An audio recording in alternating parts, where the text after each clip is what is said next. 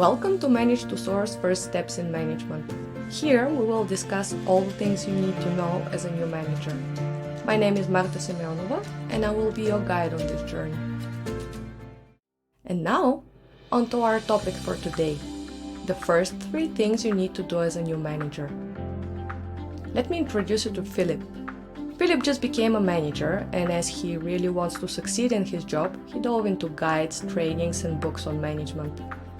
He saw some incredible advice from top leaders and researchers, but among all the management theories, tips for success, and lists of core manager responsibilities, he got completely overwhelmed.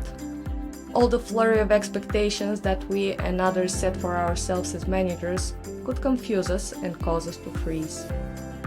So let us try to simplify it a bit. In this video, I would like to propose that there are only 3 things you need to focus on when you get started as a new manager. And the first one is to get to know your team. One of the biggest changes that you will experience when you're taking on a manager role is that you will now complete tasks and achieve results through other people and not just individually. And in order to be able to align your goals and ensure that your team is working in the direction you set for them, you need to build relationships with them. And the first step, get to know them. Have individual meetings with them in which you openly talk about yourselves. Ask questions and make sure you understand what drives them. Talk about their responsibilities, their personal goals, aspirations, and values. Find out how they feel in the team and what challenges they experience. What support do they need from you? And while you're getting to know your team, you can start working on your next task. Get to know the work. As a line manager, your team and your stakeholders will expect a certain level of subject matter expertise from you. Even if you have done similar work in the past, there are probably company-specific differences you need to acquaint yourself with. This is also true if you have previously been an individual contributor within the same team.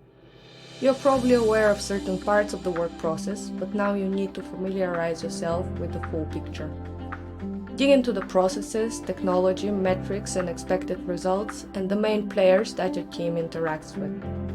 All this knowledge will help you with some of your subsequent tasks we will talk about in our next videos, such as process improvement and removing obstacles for your team. But for starters, it will make you feel more confident in your new role. Apart from focusing on your team, you also need to look externally and build relationships with your stakeholders.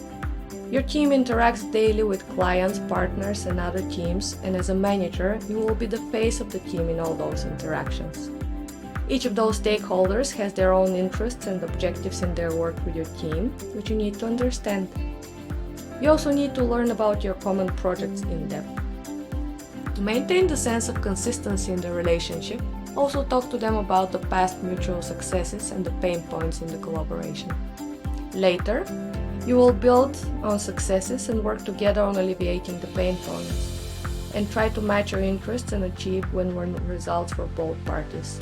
For now, get to know each other and start building trust by asking questions and taking interest in your mutual cooperation and success. And now, let's go back to Philip. He saved all those heavy books for later and focused on the first 3 steps of getting to know his team, getting to know the work, and building relationships with his stakeholders. Now, he feels much less confused and a lot more confident, and he is off to conquer the world. Thank you for watching Manage to Source First Steps in Management, where we'll learn how to be managers a few minutes at a time.